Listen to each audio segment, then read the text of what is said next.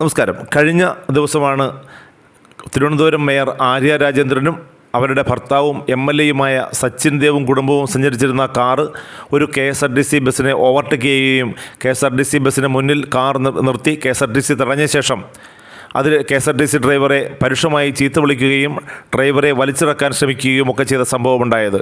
അതിന് പിന്നാലെ KSRTCയിലേക്ക് ചാടിക്കയറിയ MLA സച്ചിൻ ദേവ് ബസ്സിലിരുന്ന യാത്രക്കാരുടെ ബസ്സിൽ നിന്ന് പുറത്തിറങ്ങാൻ ആവശ്യപ്പെടുകയും ബസ്സിൽ ഷൂട്ട് ചെയ്ത ആളുകളുടെ മൊബൈൽ ഫോൺ പിടിച്ചു വാങ്ങുകയും അതിലെ ദൃശ്യങ്ങൾ ഡിലീറ്റ് ചെയ്യുകയും ചെയ്തു എന്ന ആരോപണം ഉയർന്നതിനെ തുടർന്ന് ഈ ബസ്സിലെ ദൃശ്യങ്ങൾ പരിശോധിക്കാമെന്ന് KSRTCയും അതുപോലെ തന്നെ ഗതാഗത വകുപ്പ് മന്ത്രി ഗണേഷ് കുമാറും ഉറപ്പു നൽകിയതാണ്.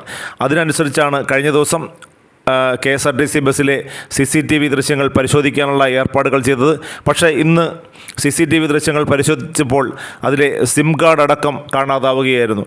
ഇത് ഭരണതലപ്പത്തിലിരിക്കുന്ന ആളുകളുടെയും MLAയുടെയും മേയറുടെയും ഒക്കെ നിർദ്ദേശമനുസരിച്ച് KSRTCയാണ് ഈ സിം കാർഡ് എടുത്തു മാറ്റിയതെന്നാണ് ഇപ്പോൾ യദു എന്ന ബസ് ഡ്രൈവർ പറയുന്നത്. ആ ദൃശ്യങ്ങൾ ഉണ്ടായിരുന്നുവെങ്കിൽ അത് കേസ് തനിക്ക് അനുകൂലമായി വരും. മാത്രവുമല്ല അത് MLAയ്ക്ക് പ്രതികൂലമാവുകയും ചെയ്യും. കാരണം MLA ആളുകളോട് യാത്രക്കാരോട് പരുഷമായി സംസാരിക്കുന്നതും അതുപോലെ തന്നെ അവരുടെ ഫോൺ വലിച്ചെറിയുന്നതുമൊക്കെയുള്ള ദൃശ്യങ്ങൾ അതിനകത്തുണ്ടായിരുന്നുവെന്നും മെമ്മറി കാർഡ് വർക്ക് ചെയ്യുന്നുണ്ടായിരുന്നുവെന്നുമൊക്കെയാണ് യദു പറയുന്നത്. മാത്രമല്ല കഴിഞ്ഞ ദിവസം ഇതിലെ യാത്ര ചെയ്തിരുന്ന ചില ആളുകളോട് KSRTCയിൽ നിന്ന് വിളിച്ചു ചോദിച്ചപ്പോൾ അല്ലെങ്കിൽ പോലീസ് ഉദ്യോഗസ്ഥർ വിളിച്ചു ചോദിച്ചപ്പോൾ അതൊക്കെ ഡ്രൈവർ യദുവിന് അനുകൂലമായ വർത്തമാനങ്ങളാണ് അവരൊക്കെ സംസാരിച്ചത്.